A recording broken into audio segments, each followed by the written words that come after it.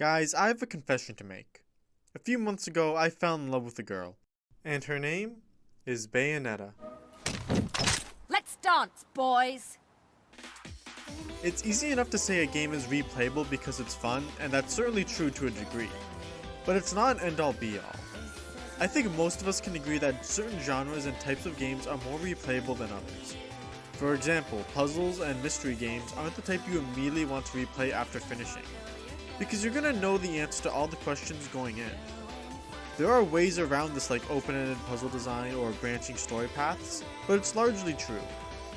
RPGs and games with a wide range of builds or teams for a player to use can be incredibly replayable, if only for the sheer number of methods a player can choose from. And because of this variety, RPGs are built perfectly for self-imposed challenges. They could be a strict set of weird and specific rules that can be catered to multiple skill levels, or you can be a real man and play a Pokemon game with a team of 6 Raticats. We can have a whole discussion about the pros and cons between replayability and having a ton of content in your game, especially from a developer's standpoint, but that's a topic for another day. Today I want to talk about the Bayonetta trilogy. I put well over 100 hours into a game with a 10-hour campaign, and then I did it again, and again, and then I went back around to do it all once more for this video. Platinum Games go above and beyond to add longevity to their titles, to the point that most fans will tell you that the post-game is the actual game in titles like Bayonetta. In fact, a lot of what I'm about to praise Bayonetta for can be found in other action games like Devil May Cry, The One for 101, and many others. I'm just focusing on Bayonetta because it's the title that spurred me into making this video. And I want to talk about the pros and cons between the 3 games in the trilogy when it comes to replayability. But know that I'm going to have heavy spoilers for Bayonetta in this video. And I don't mean for the story, because no one really cares about that. Just know that the main thesis of this video is this: learning how to play Bayonetta is a large part of its charm.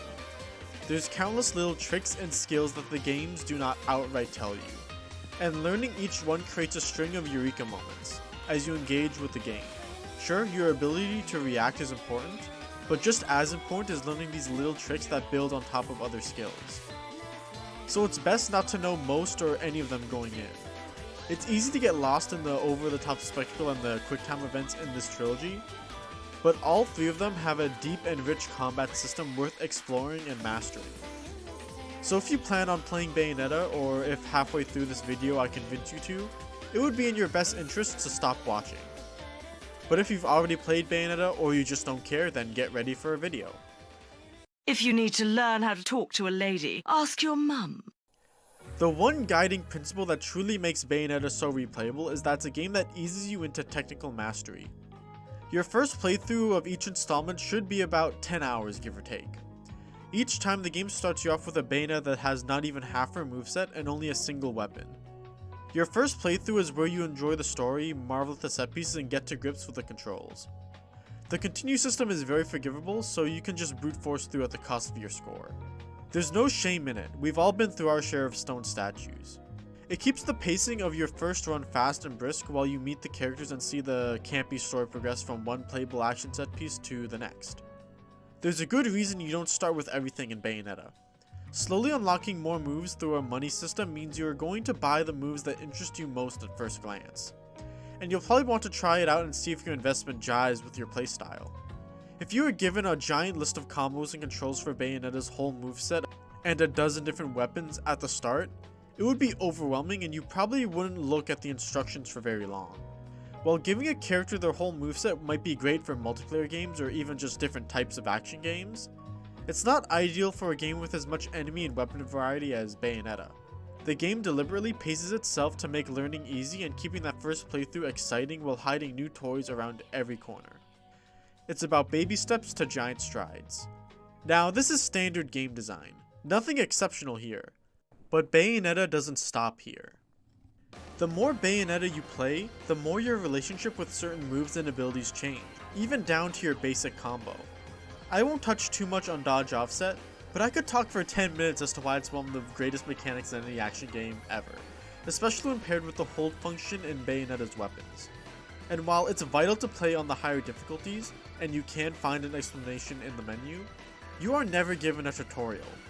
I just did it accidentally every now and then until I realized there was a consistent pattern to it. Weaving through attacks while trying to keep my combos going is such an addicting loop that I can't get enough of it. On my first playthrough, torture attacks were a means for me to take chunks out of larger enemies' health bars, because I was afraid they'd kill me otherwise. But if you want to go for a platinum in combo, it's sometimes best to almost kill an enemy and then use a torture attack to finish them. That way you milk as much points for them as possible. And often it's best to deliberately pick a target that has a weapon you want to take, either to help you in this fight or to carry it into the next one, adding a small layer of strategy to the game when trying to plan your perfect run, which we'll talk more about soon. It's a very well designed mechanic that has a different but equally strong appeal to new players as it does to the lunatics who are replaying the chapter for the 200th time. Granted, some of the animations take way too long, and while the sequels fix that, it's a bit unfortunate that the mechanic becomes less useful the further the games go on. Another excellent contributor to Bayonetta's replayability are the vast array of weapons, and not just because you'll probably replay some levels looking for them, because weapon unlocks are made for the long haul, and I mean the really long haul. I don't want to dwell on the particular abilities and combos of my favorite weapons today. I could give you whole paragraphs dedicated to how perfect Scarborough Flare and Ignis Yo-Yo's combo list is, but instead I want to talk about weapons that you either couldn't unlock until later, or weapons whose usefulness wasn't immediately apparent. The handguns you get for completing the game on normal are the alternative hard mode for players who want to really challenge themselves, while Bazillions and Pillow Talk are amped versions of the guns and katana you get for finishing higher difficulties.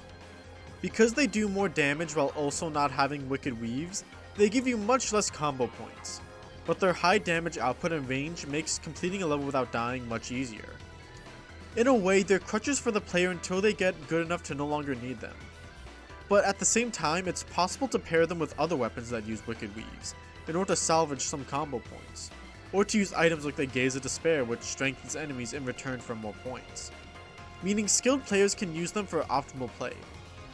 It's also worth mentioning that there are some old school cheat codes you can use to unlock these weapons without beating the games on higher difficulties, if you're willing to pay for them, meaning that anyone who replays the game enough times, no matter the skill level, can get these fun new toys. But the post-game unlock that impressed me the most has to be the Gunchucks. Sai Feng is a weapon that you can unlock by completing 100 missions, and unlike Pillow Talk or Bazillions, these aren't slightly different versions of the same weapon with the same moveset. These babies are one of a kind, but they're not some overpowered post-game unlock. These boys are one of the lightest weapons in the game with one of the lowest damage outputs. But they're good for two things: getting combo points and countering Grace and Glory, or Gracious and Glorious to be more exact. These guys are my pick for the most difficult enemy type no matter what difficulty I'm on, and suddenly 100 hours in, I get a weapon that can make them a bit more manageable. Now the way I approach these guys has changed.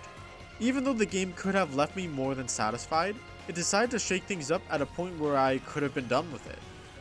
And that's one of the joys in Bayonetta, having your relationship with a weapon or an enemy evolve as you better understand the game. Initially, I only used the whip to deal with fire enemies, so I can hit them without getting hurt. I hardly ever used it otherwise in my first playthrough. But then I learned that it's the most practical choice for dealing with flying enemies. And because I started using it more, I found out how I could get a combo finisher by adding kicks, turning a pitiful 3-hit combo into a complete 6-hit one. And somewhere along the way, I got the timing down for some of its trickier moves. Hell, it even gives you a means to complete certain Alfheim challenges, and those Alfheim challenges teach you a means to juggle enemies with the whip. When the whip finally clicked with me, it almost felt like I unlocked a whole new weapon, and it was sitting right there in my inventory for a whole month almost. I had a similar experience with Takumi Kazuchi in Bayonetta 2. Its giant damage output usually tanked my combo score, but used in moderation, it can replace wicked weaves with an especially wide finisher. And it's also the easiest way to break through the annoying shield enemies, while setting up most enemies for a punish attack, which can help redeem its combo score. There's also small tricks like learning that the katanas in each game can carry their charge through a dash. It's a small exploit that feels so video gamey in the best way possible. This is one of the tricks I learned through the sequels that made me better at playing the original. I can give similar anecdotes for many of the weapons in these games, and even my least favorite weapons from each game came with a kind of benefit that other weapons didn't have, And in fact, when I went back to get footage for this bow here, I just started liking it. It's like, it just happens in real time. It just goes to show that if you don't like a weapon in Bayonetta, it just means you haven't used it enough. Bayonetta 3 drops the hands and feet system and gives each weapon a larger move pool, and it turned out spectacularly. There's so much more that each weapon can do now, and each one has such a depth of moves that it made me want to replay Bayonetta 3 almost a dozen more times, each time sticking to a different weapon. Learning the little nuances of each one and adapting to whatever style suited them best was really fun. I'd argue replaying the game like this offers just as different an experience, if not more so than playing through something like a Souls game with a different build, or an RPG with a different team. Granted, this isn't true in the first game because of how tight the weapon pool is, and how many of them share similar sweeps and animations, but the second, and especially the third game, do this really well. Not just with a wider array of weapons, but you don't just get new weapons in the third game. We get something a little bit bigger.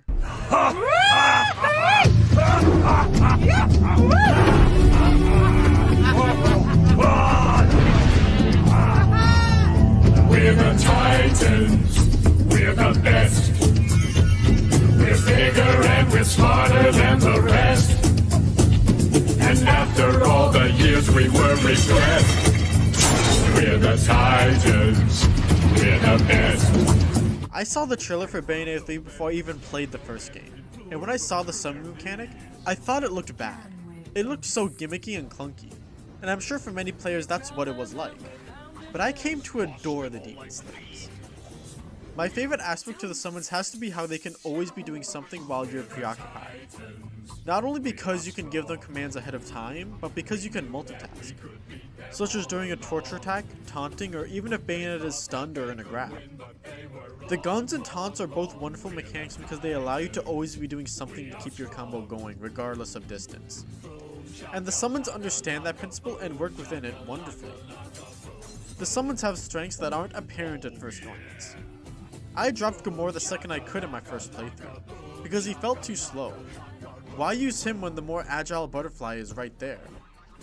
But by the time I finished expert mode, Gamora was my favorite summon. Partly because of how slow his animations are.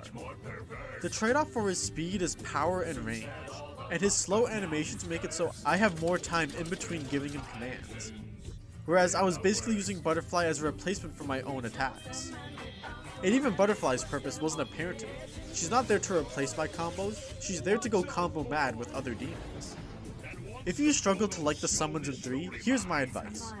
Stop thinking of them as NPCs that take orders and attack separately, and instead look at them as a giant list of delayed long-range attacks Bayonetta can use. At the very least, try to master multitasking so that your demon is always doing something helpful alongside your attacks. Butterfly's helicopter kick was the easiest for me to use at first for how long the animation is. The demons vary so much that similar to the weapons, you can get a different experience by forcing yourself to use a particular set for a playthrough. Each one can do a lot more than you might think at first. And one detail that helped me discover that is that you can give your demons commands during your masquerade attacks without stopping your combos.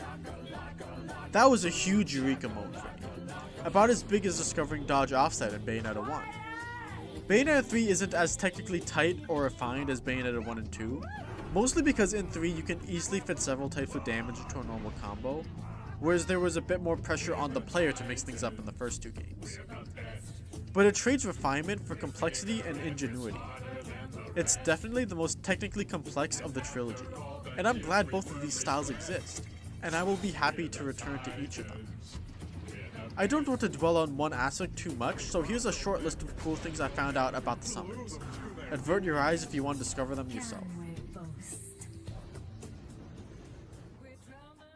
Bayonetta also has multiple playable characters and has semi-successful results.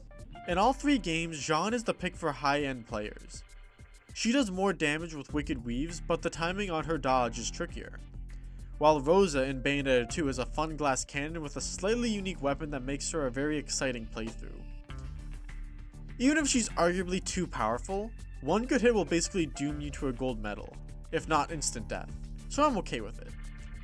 Playing through just once with her was well worth my time. but ultimately they're both just reskins of Bayonetta with slight tweaks. Who I find far more interesting is Viola from 3. Yeah? Fuck yeah! Because she's got a style all her own. Trading dodging for parrying and having a great moveset distinct from all characters previously mentioned. Even with a far smaller moveset than Bayonetta's 16 weapons and 13 summons, Viola has plenty of these little touches. Her focus on charging and parrying makes her gameplay less aggressive and more reactive, and Cheshire distinguishes himself by being the only summon who can attack on his own, meaning the player doesn't have to stop for a second to command him. But in return, Viola loses her weapon and has to fight barehanded. This helps Cheshire feel more like a character and less like a tool, although it's less technically satisfying than choosing what moves your summons use. But this also makes Viola feel different from Bayonetta. She's not commanding her demons like slaves or pets. Cheshire is your pal, and you fight right alongside him. Another great thing is that this gives Viola access to a second pool of fast light attacks to contrast our powerful but slow charging attacks. But my favorite detail has to be how her circle punch ends with this embarrassing stumbling animation. But you can dodge or jump midway through the attack to skip the recovery entirely, and the attack will keep going regardless. Viola's gameplay is small compared to Bayonetta's, but learning how to avoid clumsy recovery animation is a pretty fantastic way to illustrate her character arc through gameplay. And to me, that's always something special. She has enough going for her that she could have carried a decent game by herself. And she might have to depending on how hard Platinum commits to the ending of 3. But throw her a few new weapons and make her fairy form less like Umbran Climax and more like something fun to play, and I'll be sold. She only gets 4 levels to herself, but playing through the witch trials and some of the side chapters with her was well worth my time. It's not the most varied cast in action game history, because there's really only 2 characters. I think Bayonetta 2 squandered an opportunity here by making these 2 radical dudes only playable in multiplayer. But on top of everything else, it's just more ways to experience the game differently. It can be better, but what efforts they did put in yield nice results. All the games feed into one another so well that getting better at one makes you better at the others. That simple fact makes it more exciting to revisit them. And before you know it, you'll be getting those platinum trophies on higher and higher difficulties. Even after all this time, after 300 hours and rewatching footage and editing this video, I'm still learning new things and there's still more fun to be had. And now we can go in depth into the totally arbitrary but totally rad scoring system. Bayonetta is in no small way an arcade game, and this is where its most addicting qualities lie. Every fight ranks you on combo, time, and health, and every chapter ranks you depending on your total score and your average grade. Everyone's first time through is going to be filled with stone rewards, but that's okay. You'll probably be surprised by how much easier ranking gets after you finish your first playthrough. Being given a rank instead of just the numbers is a great framing for incentive. It's just a simple cosmetic touch, but it's good design because it's always possible to get a higher number. And who's to decide how impressive your number is?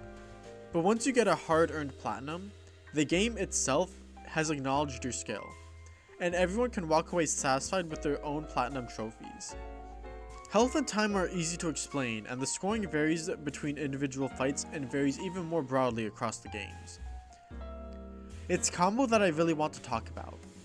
Points are awarded for hitting enemies, but you earn less points if you use the same weapon too much in succession. You have to use different sources to damage enemies, different weapons, mixing up punches and kicks, wicked weaves, guns, angel weapons, torture attacks, and even other abilities like the Raven's Feathers or the new Demon Slaves. In all 3 games, your options are abundant. And one of my favorite ways of improving your score is the inclusion of the hidden Alfheim challenges. These are fights hidden in levels which can boost your score and are sometimes mandatory in order to get a platinum rank. The first games struggle to hide these, most of them can only be found by backtracking at seemingly random points in the level. But the sequels have more room in their levels to hide them and in more satisfying ways. The levels in Bayonetta aren't very big, but hunting for those after seeing them missing in my scoring screen was a fun side quest of sorts. What I particularly appreciate is how the Alfheim impose certain rules in order to shake things up and teach you different skills. I already mentioned how one teaches you to juggle with the whip, but they end up testing a wide range of skills, especially the third game, which gets way out there with its rules. I'm especially a fan of the missions that force you to use certain weapons and demons. But it also replaces the challenges with much more difficult ones on the highest difficulty. It's a great touch and it added quite a few surprises to my Infinite Climax playthrough. After your first playthrough, how you continue the game is also up to you. You might feel like getting platinums in normal mode before playing through hard mode, or vice versa. You're free to go to any level you're comfortable with, and if you can't platinum every mission, that's alright. Initially I made it my goal to get a platinum average overall in each difficulty, so if I can't be perfect on the motorcycle level, that's okay and I can leave it be. And similarly, other people will try to go further than me and try for pure platinums on every mission. And even if you get a pure platinum trophy, you can always try to get a new high score, try on a higher difficulty, or try to get a platinum with a specific set of weapons. Try playing with the Gaze of Despair equipped, or some other personal challenge. Either way, most of us will probably leave with a full and satisfying experience. Unfortunately, this is where Bayonetta 3 misses the mark, because it saves your best score on each individual fight as opposed to ranking you on an entire run. It may sound silly to say because it's an arbitrary scoring system that doesn't literally affect gameplay, but this more forgiving system made it feel like the game was asking me to spend less time with it. I can always try a platinum run as a self-imposed challenge, and I do that, but that incentive isn't there for new players or people who may have otherwise pushed themselves a bit harder for that platinum trophy. It's that incentive that made me fall in love with this franchise to begin with. What's just as damning is that it also erases the tension that came with trying to get that perfect run. The kind of tension that had me nervous for the last couple fights in a chapter. The tension that had me biting my nails when I wasn't sure I'd get that platinum trophy in the end. Sometimes I facepalm myself for screwing up, but like in a good way. I was excited, the game had me excited, that's why I'd facepalm myself. That feeling just isn't there, and that's what holds 3 back more than anything for me. Another way this scoring system is great is how it perfectly jives with the woman Bayonetta herself. I think there's something about overpowered, cocky video game protagonists that's simply genius. Particularly for games that have rankings and scoring systems. In other mediums, you typically don't want your protagonist to win every fight flawlessly. If there's no struggle, there's no real challenge to overcome, and no tension for the audience. But because games rely on the player to create this action, real human error becomes a factor. The tension lies with the player trying to beat the game. So if you're skilled enough to get platinum ranks in every mission, part of your reward is getting to see Bayonetta fight like the real Bayonetta would, or Dante fight like the real Dante would, or see Sonic race like the real Sonic would. It's a common element in games, but one I feel isn't acknowledged often enough. It's still a fantastic game, and I love it, but I at least wish there was a mode or a difficulty setting that could make it like the past games.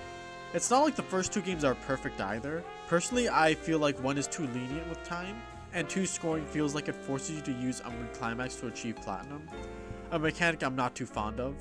It's so strong, it makes basically any other use of magic obsolete. While it can be fun to strategize which fights in a level it's worth spending magic on, it's not fun to spam attacks and be met with almost zero resistance. But in spite of that, the first 2 games' scoring metrics are unambiguously superior in my eyes still. Speaking of difficulty, that's our next topic. Difficulty settings can feel like an arbitrary way to improve replayability. At their worst, I find they artificially make the game harder by simply tweaking health and damage numbers. Not to say every game that does this is bad, some games only feel properly balanced once you get on the higher difficulty. But others just bloat an enemy's health pool to the point that fights feel like a slog. The secret boss Rodin is a good example of this. He's just a giant wall of health bars that can 2-shot you. You can literally spend forever fighting him, which does add more playtime to the game, but does so in an uninteresting way. This is perfectly suitable as an ultimate test of skill, but tiring as a default method. Which is why only the Rodin fight and the final couple bosses have larger pools of health.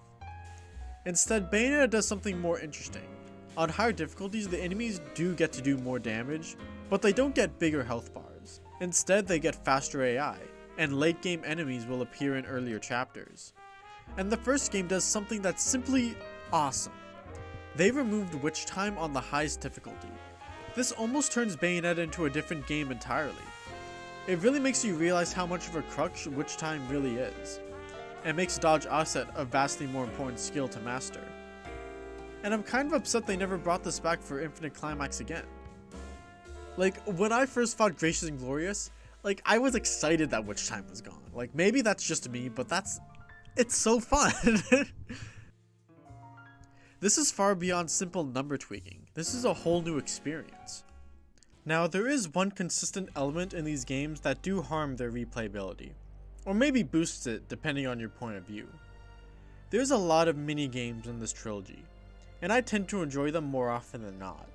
But even I feel them a chore sometimes, because Bayonetta is an amazing action game. I didn't come for a slightly above average game of rock, paper, scissors. I feel like each game struggles in its own way to include these. The first game has my favorite balance, having only 2 levels with a lengthy minigame, and a couple more with very short sections, along with Angel Attack, this really charming and optional shooter at the end of each chapter. But still, I think this rocket section is horrible and I never liked it. It's the sole reason I still haven't gotten a platinum rank in Jean's best boss fight. A fight I would love to replay over and over, if it wasn't hiding behind a 10-minute minigame. Every time I fail, I'd have to go back, wait another 10 minutes to get another shot at the fight. Like, oh, I don't wanna. The second game pretty much sidesteps these entirely, which is alright by me, replacing them with a mech and a few flying sections. These hardly change the core gameplay, and so feel like more natural inclusions. The mech section in particular I appreciate for becoming an alternative to Umbran Climax. There are still minigames, but they're either short or they're just in one. It's just the one shooting section in the one chapter, and it's a lot better than it was in the first game. 3 also feels simultaneously the best and worst at the minigames. I enjoyed some of them a great deal and couldn't imagine this game without them. I'm a simple man and I enjoy blowing bubbles at Sun Wukong, but there's definitely way too many of them. I understand it's partly because this game wants to show off the summons more and give them more personality, which is an admirable goal, but most of us aren't playing Bayonetta for rock, paper, scissors. We want to jump straight back to the good stuff. The one benefit I find in these is just how they can break up the pace, because I spent several months married to Bayonetta and have seldom played anything else. Having that bit of variety might have helped me more than I realized. But ultimately, I could have simply chose to play any other game to take a break from Bayonetta like a normal person. I could bring up a couple more topics like how collectibles are the easiest way to add replayability to games in general, or how much I enjoyed the post-game Witch Trials and Angel Slayer, but I think I'm about done singing Bayonetta's praises for today. I can point to other games and how defeating their bosses or completing certain challenges felt more satisfying than completing any particular boss or mob fight in Bayonetta, but I think there's clear advantages to this arcade gauntlet system. It's the whole package that gives it such satisfaction. Bayonetta asks you to do it again, but do it perfectly this time. Do it beautifully this time. 7 fights in a row if you can. And while the reward is just a different colored trophy and is less gratifying, the moment-to-moment experience of how I got there was where the fun lies. It was satisfying, exciting, and I can enjoy all these games well into the future. I'm not quite done playing around with them yet now, and I hope to relearn everything from scratch one day in the future. Bayonetta is a strict mistress and she demands that you perform with excellence, even if it means replaying the same level over and over again. And she's gonna make sure you love every second of it. Thank you all for watching, like and sub if you want to see more, and I'll see ya in the next one.